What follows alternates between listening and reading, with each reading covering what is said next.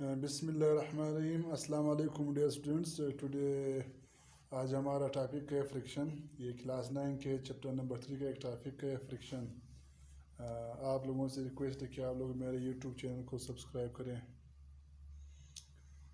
Friction क्या है इसके बारे में अभी हम पढ़ेंगे डिटेल से। डियर स्टूडेंट्स, फ्रिक्शन क्या होता है? When a surface tends to move against another surface, जब एक सरफेस को दूसरे पे आप लोग मूव करते हो, then the ups and downs of surface are interlocked with each other. फिर उस सरफेस के जो ऊपर वाले हिस्से हैं और उसके जो नीचे वाले हिस्से हैं, जो नशेब इलाके हैं और जो फराज इलाके हैं, वो एक दूसरे में जुड़ जाते हैं और इस तरह एक अपोजिट फोर्स जन्म लेता है। उस फोर्स को कहते हैं फ्रिक्शन। फ्रिक्शन क्या होता है? जब एक सरफेस को दूसरे पे आप लोग रगड़ाई देते हैं, मूव करते हैं, तो उस एक सरफेस के जो अप्स होते हैं वो ऊपरी वाले हिस्से होते हैं और दूसरे के जो निचली वाले हिस्से होते हैं दूसरे में जुड़ जाते हैं। इस तरह एक फोर्स जन्म लेता है जो है मोमेंट के खिलाफ मुज़ाहमत करता है। फ़र्ज़ करिए आप दो हाथों को ले लें, एक हाथ नीचे वाला हाथ, एक दूसरे ऊपर वाला हाथ। आप जब इन दोनों को एक दूसरे पे आप देते हो तो यहाँ पर हाथ के जो ऊपरी वाले हिस्से हैं ये और इस हाथ के दूसरे हाथ के जो नीचे वाले हिस्से हैं वो एक दूसरे में, ये जो नीचे वाले से हिस्से हैं एक दूसरे में जुड़ जाते हैं। इस तरह हाथों को मोमेंट देना बहुत मुश्किल हो जाता है। इनके मोमेंट में मुज़ाहमत पैदा होता है। फ्रिक्शन वो फोर्स है जो मोमेंट में रेजिस्टेंस पैदा करता है, तो इसको कहते हैं फ्रिक्शन। ये फ्रिक्शन क्यों होता है? ये टू सरफेसेस के रफनेस की वजह से होता है। दो सरफेसेस में आपके ऊपरी और निचले वाले हिस्से होते हैं, रफ होता है, स्मूथ नहीं होता है, खुरदरा होता है, इसलिए जो है वो फ्रिक्शन जन्म लेता है। और आप जितना भी परफेक्ट स्मूथ सरफेस ले ले, जितना भी चिकनाई वाला सरफेस ले ले, शीशा ले ले, जो भी ले ले, लेकिन आप उसको एक माइक्रोस्कोप के ज़रिए देख ले, वहाँ पर भी फ्रिक्शन है।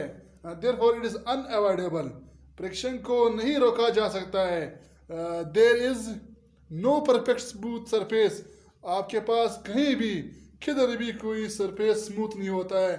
फ़र्ज़ करिए आप शीशा ले ले, आप चिकनाई वाला एक चीज़ ले लें और आप बर्फ़ ले लें, आइस ले लें, उसको आप एक माइक्रोस्कोप के साथ देख लें, उनमें भी आपके पास रफ सरफेस होता है, उनमें भी अप्स और डाउन्स इलाके मौजूद हैं।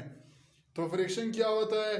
ये एक फोर्स है जो दो सरफेस अगर एक दूसरे पे मूवमेंट करते हैं वो इस मोमेंट को नहीं छोड़ता है, इस मोमेंट के खिलाफ काम करता है। इसको कहते हैं फ्रिक्शन।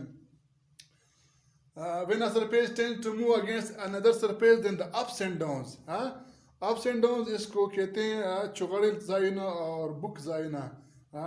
ये नशेब और फराज एक दूसरे में जुड़ जाते हैं। जब जुड़ जाते हैं तो वो मोमेंट के खिलाफ मुज़ाहमत करता है, रेजिस्टेंस करता है। इस फोर्स को कहते हैं फ्रिक्शन। फ्रिक्शन जो है, अगर आप एक रफ सरफेस ले ले, एक स्मूथ सरफेस ले ले। रफ सरफेस का मतलब आप टेबल ले लो, एक टेबल पे एक चीज़ को आप लोग मूव करो और एक शीशे पे मूव करो, तो शीशा जो है वो स्मूथ सरफेस है, शीशे में फ्रिक्शन कम होगा और जो रफ सरफेस टेबल है उस पर फ्रिक्शन ज़्यादा होगा। आप किसी चीज़ को टेबल पे मूव करते हो, टेबल एक रफ सरफेस है, तो इसका मोमेंट में बहुत मुश्किलात आएगा। यहाँ पर एक फोर्स उसका मोमेंट नहीं छोड़ रहा है।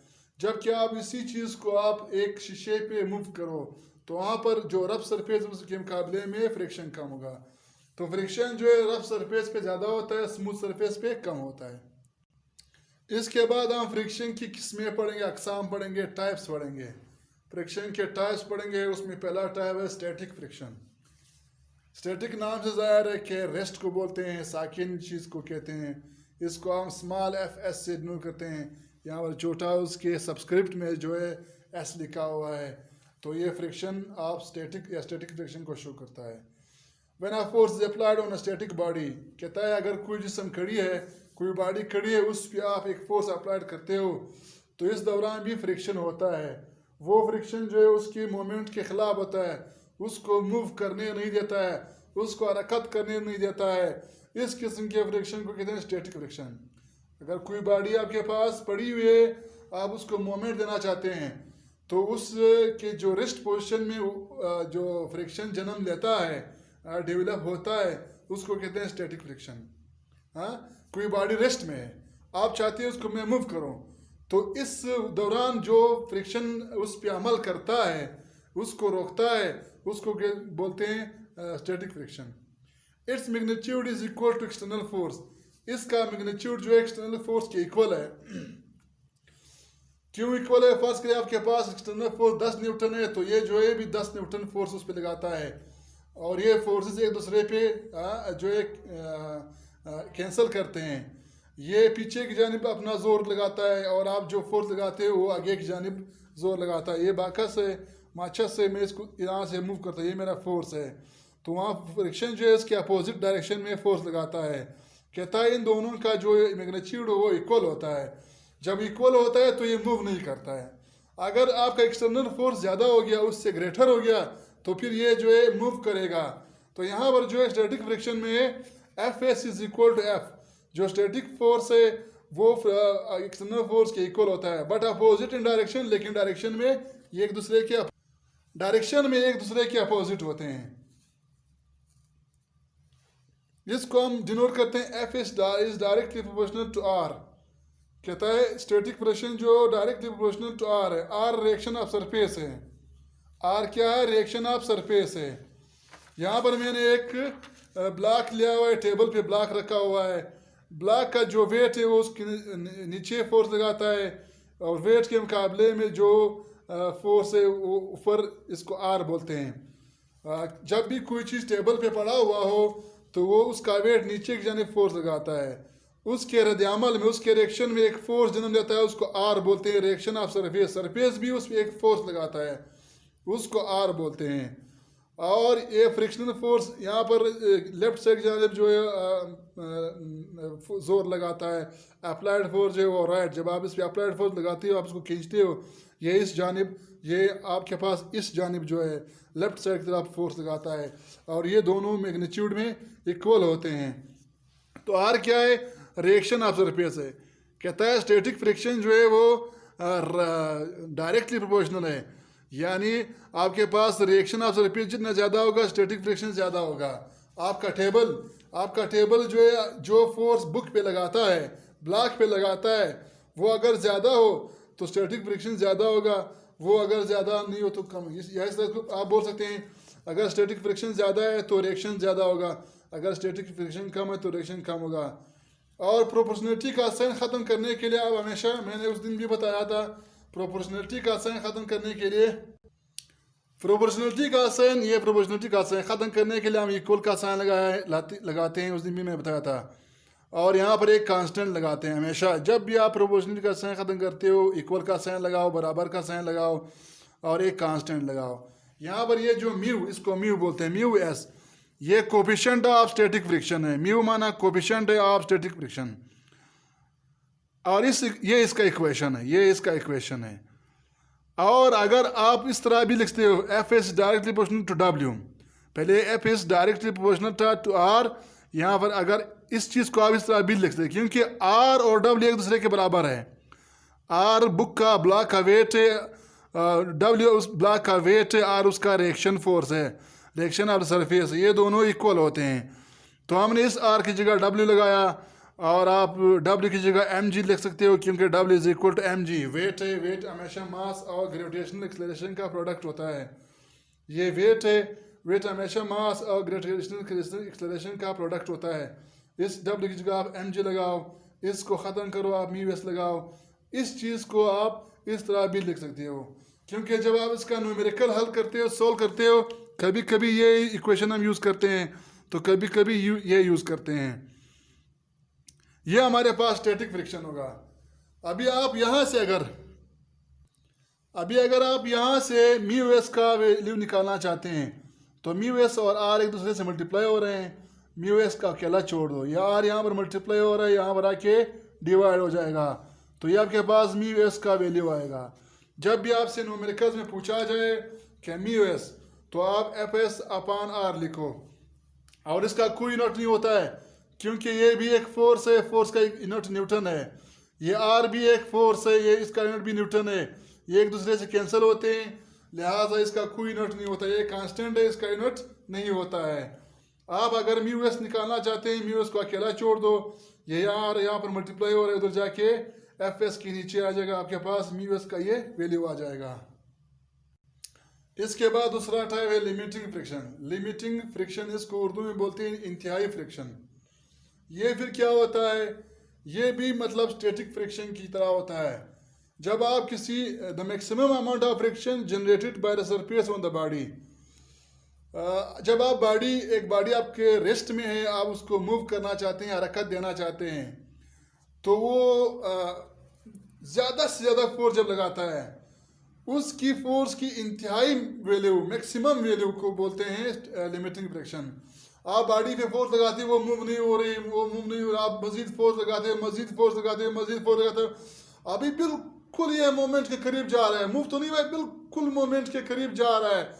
इस दौरान जो उसका मैक्सिमम फ्रिक्शन है, इसके आगे बिल्कुल वो हरकत करने जा रही है, अगर आप मामूली फोर्स और बढ़ा दिए, वो फिर मूव करेगी। तो इस मोमेंट से पहले जो उसका मैक्सिमम ज़्यादा से ज़्यादा फ्रिक्शन की मिकदार होता है, उसको बोलते हैं limiting friction. The magnitude of static friction remains equal to the applied external force but opposite in direction।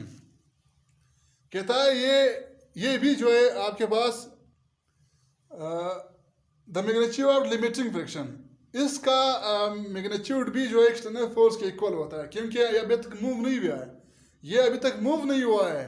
इसलिए अगर मूव हुआ तो फिर जो एक्सटर्नल फोर्स उस पर जोरावर हो जाता है, उस पर मजबूत हो जाता है, उसको मूव करता है। लेकिन ये अभी तक मूव नहीं हुआ है, तो इसका जो फ्रिक्शन, लिमिटिंग फ्रिक्शन का जो मैग्नीट्यूड है वो इक्वल है एक्सटर्नल फोर्स के, लेकिन वो एक दूसरे के अपोजिट में है। इसको एफ एल से डिनोट करते हैं। ये बिल्कुल उसी तरह F L is direct proportional to R. ये जो है रिएक्शन ऑफ द सरफेस के बिल्कुल डायरेक्ट प्रोपोर्शनल है। हाँ, और इस प्रोपोर्शनलिटी साइन को ख़त्म करने के लिए आप इक्वल का साइन लगाओ और यहाँ पर म्यू एल लगाओ। म्यू का मतलब है कोफिशिएंट, एल माना limiting friction, coefficient of limiting friction. हाँ, coefficient of mu L, coefficient of limiting friction. यहाँ से अगर आप म्यू एल का वैल्यू मालूम करना चाहता है तो आर को यहाँ पर मल्टीप्लाई हो रहा है, याद यहाँ पर एक इसके डिवाइड में आ जाएगा, ये आपके पास बन जाएगा। या इसको आप इस तरह भी लिख सकते हैं म्यू एल, ये आर यहाँ पर मल्टीप्लाई हो रहा है, उधर जाके एफ एल के नीचे आ जाएगा, ये उसका वैल्यू है। म्यू एल का ये वैल्यू है। अगर आप म्यू एल निकालना चाहते हैं तो ये वैल्यू है। चूंकि आर और डब्ल्यू बराबर होते हैं, डब्ल्यू जो वेट जो बुक क्या वेट है, आर जो सरफेस का पर्सपेक्टिव टेबल का जो फोर्स उसके अपोजिट डायरेक्शन में लगाता है वेट के, ये दोनों हमेशा इक्वल होते हैं। तो आर की जगह अगर आप डब्ल्यू रख लें, ये हम इसलिए बताते हैं कि बाज़ का न्यूमेरिकल में वो लोग ये यूज़ करते हैं। तो आर की जगह आप डब्ल्यू रख लो, ये एक प्रोपोर्शनलिटी का साइन ख़त्म करो, यहाँ पर इक्वल का साइन और यहाँ पर म्यू एल। इस चीज़ को आप इस तरह लिख सकते हो, या इसी चीज़ को आप इस तरह भी लिख सकते हो, F L is equal to mu L, W जो है वो एम जी के इक्वल है। इसको आप इस तरह भी लिख सकते हैं। बाज़ अवकात न्यूमेरिकल में वो ये इक्वेशन यूज़ करते हैं, बाज़ अवकात ये यूज़ करते हैं, बाज़ अवकात ये यूज़ करते हैं। तो लिमिटिंग कोफिशिएंट और लिमिटिंग फ्रिक्शन निकालने के लिए एफ एल और आर को डिवाइड करें, आपके पास ये आ जाएगा। इसका कोई यूनिट नहीं है, क्योंकि एफ जो है वो फ्रिक्शन फोर्स है, फोर्स का यूनिट न्यूटन है। आर रिएक्शन भी फोर्स है सरफेस का, ये भी इसका न्यूटन है, ये एक दूसरे के साथ कैंसिल होते हैं, तो इसका कोई यूनिट नहीं होता है।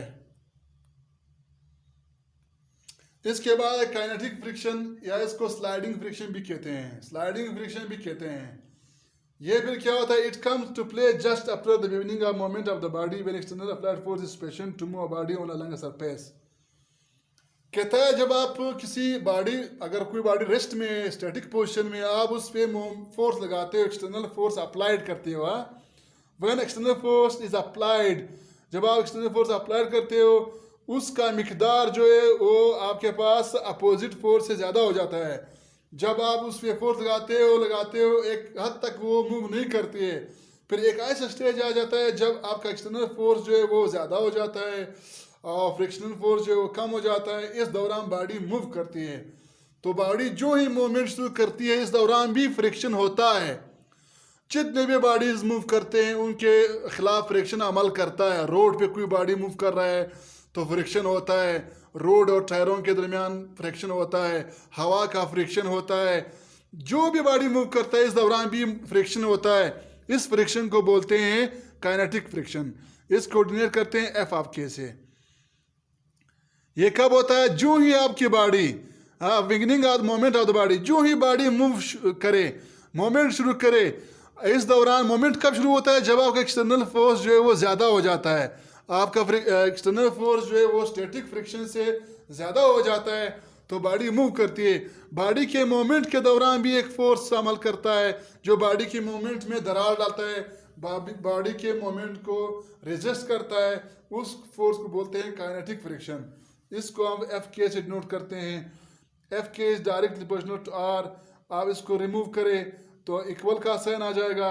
ये म्यू के coefficient of kinetic friction, mu के कोएफिशिएंट ऑफ काइनेटिक फ्रिक्शन। फिर इसी चीज़ को आप आर की जगह डब्ल्यू लिख लो। हाँ, आर की जगह अगर आप लोग डब्ल्यू लिख ले तो ये आपके पास F K is equal to mu के डब्ल्यू बनेगा। फिर आप डब्ल्यू को रिमूव करें एम जी से तो एफ के म्यू के एम जी बनेगा। और यहाँ से अगर आप काइनेटिक फ्रिक्शन का कोएफिशिएंट निकालना चाहते हैं तो आर यहाँ पर मल्टीप्लाई और उधर जाके डिवाइड हो जाएगा, आपके पास ये बनेगा। और हमेशा F K is less than F S. Kinetic friction जो स्टैटिक फ्रिक्शन से कम होता है, ये पॉइंट बहुत अहम पॉइंट है। क्यों कम होता है? अभी बॉडी मूव कर रही है, पहले बॉडी मूव नहीं कर रही, स्टैटिक फ्रिक्शन बहुत जोर लगा रहा था। हाँ, बहुत जोर लगा रहा था। यहाँ पर जब फ्रिक्शन बॉडी ने जिस्म ने बॉडी ने रखा शुरू किया तो इस दौरान फ्रिक्शन कम होता है, मामूली बॉडी जा रही है। वहाँ पर उतना ज़्यादा फ्रिक्शन था कि बॉडी को बिल्कुल छोड़ नहीं रहा था, बॉडी मूव ही नहीं कर रही थी, तो वहाँ पर फ्रिक्शन बहुत ज़्यादा था। यहाँ पर जो फ्रिक्शन कम हो गया, बॉडी मूव तो कर रही है, मामूली फ्रिक्शन लगा रहा है, तो एफ के जो है वो लेस से एफ एस है। इसके बाद हमारे पास टॉपिक है सेंट्रीपिटल फोर्स। सेंट्रीपिटल फोर्स ये भी एक फोर्स है। It is the force which keeps the body to move in the circle. ये एक ऐसा फोर्स है जो बॉडी को सर्कल में मूव करने पे मजबूर करता है। बॉडी जब सर्कल में मूव कर रही तो उस पर दो फोर्सेस अमल करते हैं, एक सेंट्रीपिटल फोर्स होता है, एक होता है centrifugal force. Centrifugal force body को सर्कल से दूर ले जाने की कोशिश करता है, जबकि सेंट्रीपिटल फोर्स जो है वो बॉडी को सर्कल में मूव करने की कोशिश करता है। जब एक बॉडी सर्कल में मूव करती है, जब यहाँ से आ जाती तो वो सीधा निकलने की कोशिश करती है। सेंट्रीफ्यूगल फोर्स उसको सीधा निकालने की कोशिश करती है क्योंकि वो इस तरह जा रही है, ये उसकी वेलोसिटी है। लेकिन सेंट्रीपिटल फोर्स उसको इस तरफ खींचता है, वापस बॉडी इधर आ जाती है। जब यहाँ पर आ जाती है वो इधर निकलने की कोशिश करती है, लेकिन सेंट्रीपिटल फोर्स उस पर यहाँ पर इसको खींचता है, फिर वो सर्कल में रहती है। फिर जब यहाँ आती है बिल्कुल ये इस तरफ निकालने की कोशिश करता है सेंट्रीफ्यूगल फोर्स, लेकिन सेंट्रीपिटल फोर्स फिर यहाँ पर उसको सेंटर की तरफ खींचने की कोशिश करता है और ये सर्कल में ही मूव करती है। फिर जब यहाँ पर ये मूव करती है, ये यहाँ से निकलना चाहती है, फिर जो है सेंट्रीपिटल फोर्स उसको मरकज़ की तरफ, सेंटर की तरफ खींचता है। तो ये होता है सेंट्रीपिटल फोर्स। सेंट्रीपिटल फोर्स वो बिल्कुल उसको सेंटर की जानिब खींचता है, इसलिए बॉडी सर्कल में ही मूव करती है। फिर यहाँ पर जाता है, ये इधर निकलने की कोशिश करती है, लेकिन यही सेंट्रीपिटल फोर्स यहाँ पर फिर उसको सेंटर की तरफ यहाँ पर उसको खींच लेती है, ये सर्कल में मूव करती है। फिर जब यहाँ पर आ जाती है वो इधर निकलने की कोशिश करती है, फिर ये जो सेंट्रीपिटल फोर्स उसको नहीं छोड़ रहा है। तो सेंट्रीपिटल फोर्स वो फोर्स है जो बॉडी को सर्कल में मूव कर रहा है। सेंट्रीफ्यूगल फोर्स जो है वो बॉडी को दूर ले जाने की कोशिश करता है। यहाँ पर सेंट्रीपिटल फोर्स है, एक होता है सेंट्रीफ्यूगल फोर्स। सेंट्रीफ्यूगल फोर्स वो जो बॉडी को सर्कल से दूर ले जाने की कोशिश करता है, जो बॉडी को सर्कल से निकालता है। ये जो है हमेशा सेंट्रीपिटल फोर्स का अपोजिट होता है, ये उसका अपोजिट होता है। अगर सेंट्रीफ्यूगल फोर्स जोर हुआ तो सेंट्रीपिटल फोर्स कमज़ोर होगा, बॉडी निकल जाएगी। और अगर सेंट्रीपिटल फोर्स जो है वो जोर हुआ तो बॉडी सर्कल में मूव करती है। बाज़ अवक़ात आप लोग रोड एक्सीडेंट में देखते हो, गाड़ी रोड से निकल जाती है, मोड़ पे किसी कारण निकल जाती है, वहाँ पर क्या होता है, सेंट्रीफ्यूगल फोर्स ज़्यादा होता है, सेंट्रीपिटल फोर्स कमज़ोर हो जाता है, वो उसको सर्कल में नहीं ला सकता है, लिहाजा बॉडी आगे निकल जाती है। तो ये हो गया आपके पास सेंट्रीपिटल फोर्स। ये इसका इक्वेशन है, F C is equal to M V square upon R. F माना सेंट्रीपिटल फोर्स, एफ माना फोर्स, सी माना सेंट्रीपिटल फोर्स। ये मास और वेलोसिटी के स्क्वायर का प्रोडक्ट है और नीचे आर है, यानी ये आर का रेडियस का क्या है, ये रेडियस का इन्वर्सली प्रोपोर्शनल है। यानी अगर बॉडी का रेडियस बड़ा है तो ये फोर्स कमज़ोर हो जाएगा, अगर बॉडी का रेडियस कम है तो ये स्ट्रांग है। अगर बड़ा सर्कल होगा तो ये फोर्स मतलब फिर क्या है, कमज़ोर होगा, बॉडी को मतलब सर्कल में मूव करने की कोशिश नहीं करता है। अगर ये सर्कल आपके पास ये रेडियस छोटा होगा तो इसको आसानी से एक दूसरे के जो है अपोजिट है, रेडियस बड़ा तो ये फोर्स कम होगा, रेडियस कम होगा तो ये फोर्स ज़्यादा होगा।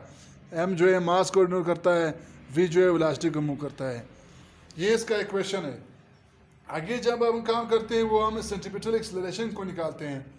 इसी सेंट्रीपिटल फोर्स से हम सेंट्रीपिटल एक्सेलरेशन को कैसे निकालते हैं अभी देखते हैं।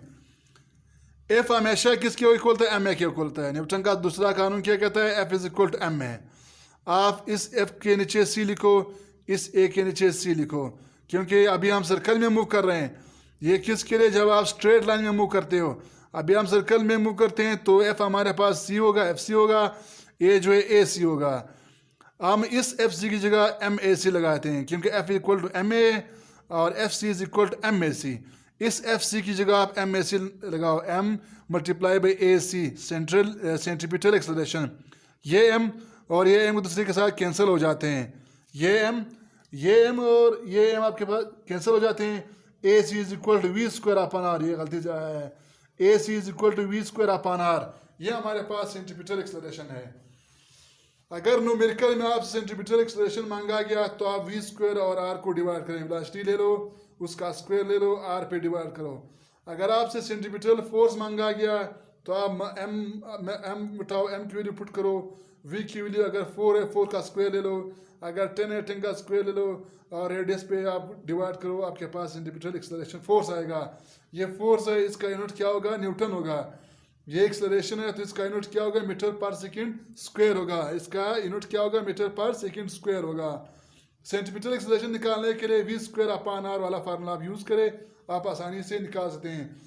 इसके न्यूमेरिकल्स बहुत आसान है, वो आप लोगों को मास देगा, वेलोसिटी देगा और रेडियस देगा, आप इसका आसानी से निकाल सकते हो। और सेंट्रीपिटल एक्सेलरेशन के लिए आपको वेलोसिटी देगा और आर देगा, आप इसका आसानी से निकाल सकते हो। ये हमारे पास हो गया सेंट्रीपिटल फोर्स हो गया। सेंट्रीपिटल फोर्स के बहुत से एग्जांपल है। झूला वाला, वो जो गोल झूला होता है वो उसका एग्जांपल है। और आप जो है हमारे पास मून जो है वो अर्थ के इर्द गिर्द राउंड कर रही है, वो भी सेंट्रीपिटल, अर्थ जो है उस पर सेंट्रीपिटल फोर्स लगाता है। और इलेक्ट्रॉन जो है न्यूक्लियस के इर्द गिर्द घूम रहे हैं, न्यूक्लियस जो है वो उस पर सेंट्रीपिटल फोर्स लगाता है। मून जो है वो हमारे ज़मीन के आसपास घूम रही है, उसके इर्द गिर्द राउंड घूम रही है। तो ये किस फोर्स की वजह से घूम रही है, सेंट्रीपिटल फोर्स की वजह से घूम रही है।